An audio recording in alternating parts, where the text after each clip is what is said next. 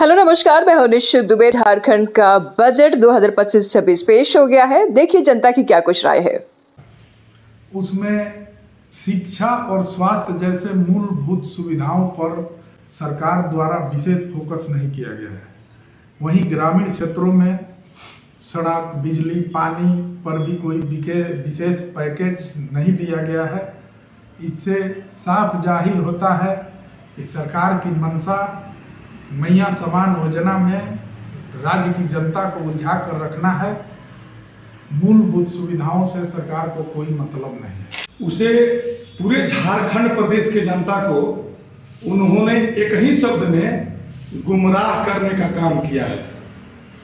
ना शिक्षा का ध्यान रखे हैं, ना स्वास्थ्य का ध्यान रखे हैं, और ना पूरे प्रदेश के जो छोटे छोटे रास्ते, रोड, नाले, नलियां हैं, पुल पुलियां हैं, उस पर किसी प्रकार का फोकस नहीं है।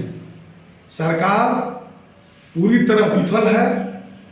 एक योजना लाकर मैया समान योजना और पूरे प्रदेश के महिलाओं को गुमराह करने का काम किए, और वो भी मैया समान योजना पूरे तरह से विफल है। यह सरकार ही विफल है। यह सरकार अपने आप को दिखाना चाहती है कि हम झारखंड प्रदेश के जनहित के लिए काम करते हैं, लेकिन ये जनता समझ चुकी है कि पूरे प्रदेश को ये सरकार गुमराह करने का काम किया। आज का बजट कैसा लगा आपको? महिलाओं के लिए तो इस बजट में बहुत कुछ दिया है। खुश हैं आप? खुश तो बिल्कुल नहीं है, क्योंकि जो पहले बोला गया उसमें नहीं आ रहा है। उन लोगों कल्पना सुरन से यही निवेदन है कि जो लोगों को पहले दे चुके हैं, अगर नहीं हो रहा है तो उसको बंद किया जाए, और जो फिर से फॉर्म अप्लाई हो रहा है उन लोगों को दिया जाए। मैया समान योजना की बात कर रही हैं क्या? हाँ, कि मैया समान योजना को बोल करके वोट भी दिए हम लोग को बहुत खुशी मिली। लेकिन इसका हमें क्या बेनिफिट है? फॉर्म भर भर के परेशान हो गए। आज यहाँ जा रहे हैं, कल वहाँ जा रहे हैं, तो उसमें कभी न्यूज सुन करके भी लगता है कि नहीं, ये सब फालतू की चीजें हैं। चारों तरफ दौड़िए, पैसा भी फेंक रहे हैं। तो यही कल्पना सुरन से निवेदन है हमारी कि वो जो पहले जिनको पैसे दे चुके हैं उनको पोस्टपोन कीजिए, और जो भी नए लोग फॉर्म भर रहे हैं उन लोगों को दीजिए। हम एडवाइस नहीं दे रहे हैं, लेकिन सभी महिलाओं को होना चाहिए। जिस उम्मीद से आपकी मैंने वोट दी है, जिताई है, वो हमारी उम्मीद जारी रखना चाहिए। तो आप इस बजट से खुश नजर नहीं आ रही, क्योंकि मैया समान योजना को लेकर के इस बजट में बहुत कुछ दिया गया है। और ऐसे में ये भी देखा जा रहा था कि गाइडलाइंस तो काफ़ी तरह के आए हैं कि जो मूल निवासी हैं यहाँ के उन्हीं को मिलेगा, जो एकदम हेल्पलेस है, जॉबलेस है, उन्हीं को राशि मिलेगा क्या? लेकिन ये बात तो पहले नहीं बोली गई थी ना। ये बात तो पहले ही बोलना चाहिए था।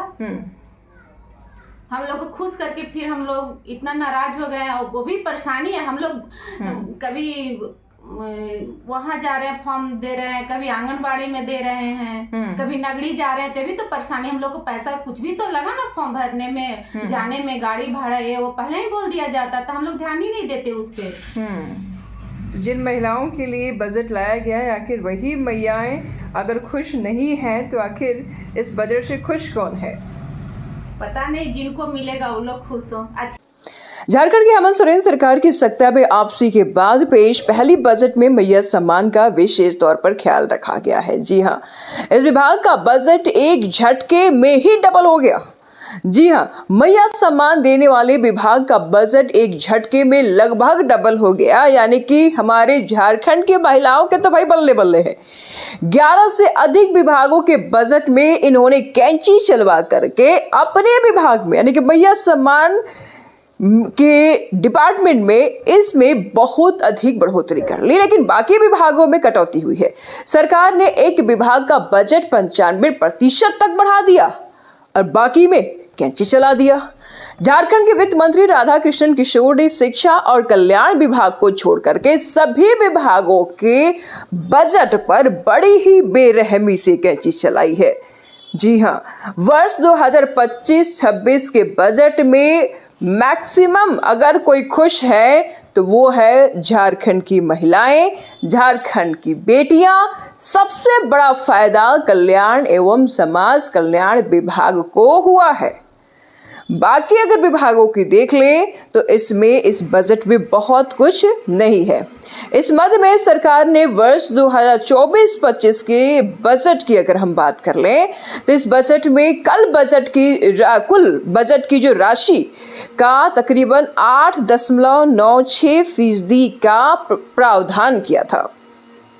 चलिए हम और भी आगे आपको बताते हैं, लेकिन उससे पहले इस बजट पर हम फिर से उस महत्वपूर्ण बिंदु पर फोकस करेंगे जिससे महिलाओं के चेहरे खिले हैं।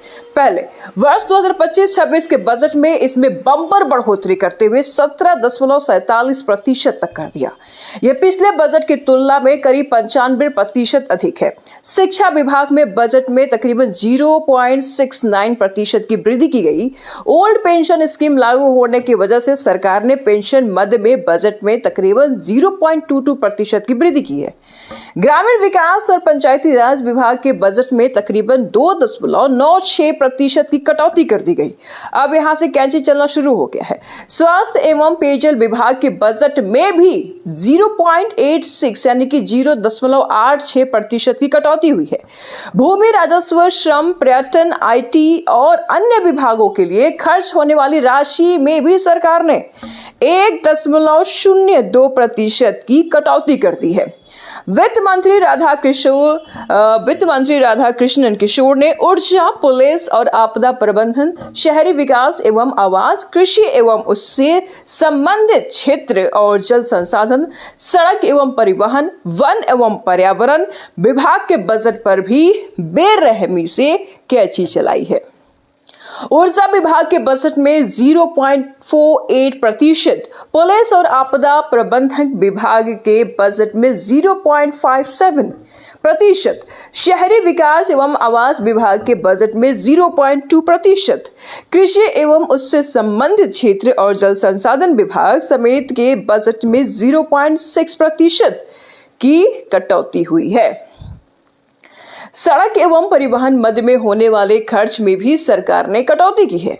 सरकार एवं परिवहन विभाग के बजट में 0.92% की कटौती कर दी गई है। वही वन एवं पर्यावरण विभाग का बजट 0.11 यानी कि 0.11% कम कर दिया गया है।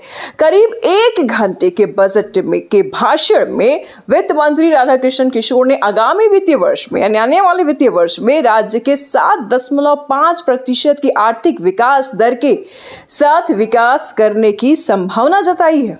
और इस दौरान मुख्यमंत्री हेमंत सोरेन ने बजट को संतुलित बताया और कहा कि इसके बावजूद सरकार बिना किसी बोझ के अपने काम को बेहतर तरीके से अंजाम देने में सक्षम है। क्या आपको भी लगता है कि बजट बैलेंस है? सरकार ने सोशल सेक्टर में और अधिक काम करने की योजना बनाई है। उन्होंने कहा कि सरकार ने अपना बजट पेश किया है और आप देख ही रहे हैं कि बजट कितना संतुलित है। मुख्यमंत्री हेमंत सोरेन का यह बयान है। हमारे पूंजीगत व्यय में भी काफी वृद्धि हुई है, यह बहुत बड़ी उपलब्धि है, यह सबको जोड़ने वाला बजट है। उन्होंने कहा कि इस बजट में जो लोग छूट गए हैं उन्हें कैसे जोड़ा जाए, इस पर हम आने वाले समय में काम करेंगे। सीएम ने कहा कि झारखंड पिछड़ा राज्य है, बावजूद इसके वह दिन प्रतिदिन अपनी वित्तीय व्यवस्था को मजबूत कर रहा है। इसमें कोई देखिए, सरकार ने अपनी बजट रखी और आपने देखा कितना संतुलित बजट है, बिना किसी बोझ किसी के ऊपर दिए। इसके बावजूद सरकार अपने कामों को बेहतर तरीके से अंजाम दे पाए। कैपिटल एक्सपेंडिचर भी हमारा काफी बढ़ा है, 9% के लगभग। सोशल सेक्टर में आप देख रहे हैं कि 62,000 करोड़ रुपये सरकार खर्च कर रही है। ये बहुत बड़ी और सबको जोड़ने वाला बजट है।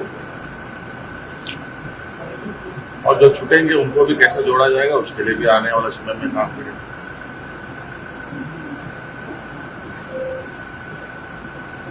झारखंड एक पिछड़ा राज्य होते हुए भी अपने वित्तीय व्यवस्थाओं को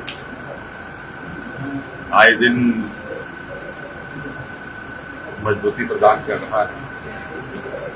और आज ही किसी अखबार में हमने पढ़ा है कि वित्तीय व्यवस्था हमारे राज्य की, देश के बेहतरीन प्रदर्शन करते हुए चौथे राज्यों में गिना जा रहा है। तो कई ऐसे हैं, बहुत बड़ा बजट है, एक अभी कितने नहीं की जाएगी, फिर आपको निश्चित रूप में बताएंगे। तो मत नहीं है कि झारखंड ग्रोथ कर रहा है, लेकिन बजट क्या बैलेंस है जिसको आप संतुलित बता रहे हैं। ग्रामीण विकास के लिए बजट में 9,841 करोड़ यानी कि 41,46,000 रुपए का प्रावधान पंचायती राज व्यवस्था के सुदृढ़ीकरण के लिए 2144 करोड़ 78,74,000 का बजट उपबंध, 4 लाख मात्र किट वितरित करने के लिए 60 करोड़ रुपए का प्रावधान, मात्र किट में मच्छरदानी, जच्चा एवं बच्चा के लिए पोशाक, तेल, साबुन, बाल्टी, मग आदि सामग्री इसमें शामिल है। विद्यालयों में 1050 समेकित गणित एवं विज्ञान लैब बनाने का लक्ष्य, जमशेदपुर, पलामू, रांची, धनबाद, हजारीबाग, देवघर में school of business and mass communication की स्थापना किए जाने का भी प्रस्ताव रखा गया है। हजारीबाग, रांची, धनबाद, दुमका एवं पलामू में नए विधि महाविद्यालय की स्थापना होगी। झारखंड जनजातीय परामर्शदात्री परिषद के तर्ज पर झारखंड अनुसूचित जाति परामर्शदात्री परिषद का गठन किया जाएगा। उत्कृष्ट खिलाड़ियों की सीधी भर्ती के लिए नियमावली 2025 पहली बार बजट में 42 योजनाओं के आधार पर 9,411 करोड़ 27 लाख उपबंधित राज्य के प्रमुख धार्मिक और पर्यटक स्थलों के लिए रांची से हेलीकॉप्टर सेवा शुरू होगी। समझ में आ रहा होगा, अब सब कुछ क्लियर हो रहा होगा, आईना की तरह साफ हो रहा होगा। बजट में सोशल सेक्टर का पर ज्यादा फोकस है। सोशल सेक्टर पर वित्त मंत्री बजट भाषण के बाद राधाकृष्ण किशोर ने विधानसभा सभागार में मीडिया कर्मियों से बातचीत उन्होंने किया। अब बातचीत करते हुए उन्होंने कहा कि बजट में सामाजिक क्षेत्र पर ज्यादा फोकस किया गया है। उन्होंने कहा कि राज्य गठन के बाद से आधारभूत संरचना पर ज्यादा खर्च किया गया है। राज्य की ग्रामीण अर्थव्यवस्था को मजबूत करने के उद्देश्य से हमने इस बार सोशल सेक्टर को प्राथमिकता दी है, जिसमें कृषि, पशुपालन, ग्रामीण विकास, शिक्षा जैसे महत्वपूर्ण क्षेत्र शामिल है। इसमें कोई दो मत नहीं है। जो हम आपको बताते जा रहे हैं, लड़ियां जो हम आपको गिनाते जा रहे हैं, उसमें आप देखिए जरा, समझिए, आपको बहुत अच्छे से समझ में आएगा। उन्होंने ये भी कहा कि इस बार बजट का आकार चालू वित्तीय वर्ष यानी कि 2024-25 के बजट के प्रावधान से करीब 13% ज्यादा है। राजकोषीय घाटे में वृद्धि पर पूछे गए सवाल का जवाब उन्होंने देते हुए कहा कि राजकोषीय घाटे को नियंत्रित करने और इसे न्यूनतम स्तर पर रखने को सर्वोच्च प्राथमिकता दी गई है, जो वित्तीय वर्ष 2021-22 में 30.2% था। वित्तीय वर्ष 2022-23 और 2023-24 में यह 28.4 और 27.7% रहा, और वित्तीय वर्ष 2024-25 और 25-26 में 27.5% और 27.3% रहने का अनुमान है। वहीं पूर्व मुख्यमंत्री और भाजपा विधायक चंपई सोरेन ने वित्त मंत्री राधाकृष्ण किशोर द्वारा आज विधानसभा में पेश किए गए अबुआ बजट को लेकर के बड़ा बयान उन्होंने दिया है। उन्होंने तो इसे दिशाहीन करार कर दिया, कहा कि ये दिशाहीन और बाहर से बड़ा लेकिन अंदर से खोखला बताया जा रहा है। चंपई सोरेन ने कहा कि आज सदन में पेश किया गया अबुआ बजट सिर्फ नाम का अबुआ बजट है। इससे ना तो आदिवासियों की आकांक्षाएं पूरी होंगी और ना ही मूलवासियों की। चंपई सोरेन यही नहीं रुके, उन्होंने ये भी कहा कि आज पेश किया गया बजट एक बार फिर जनता के साथ धोखा है।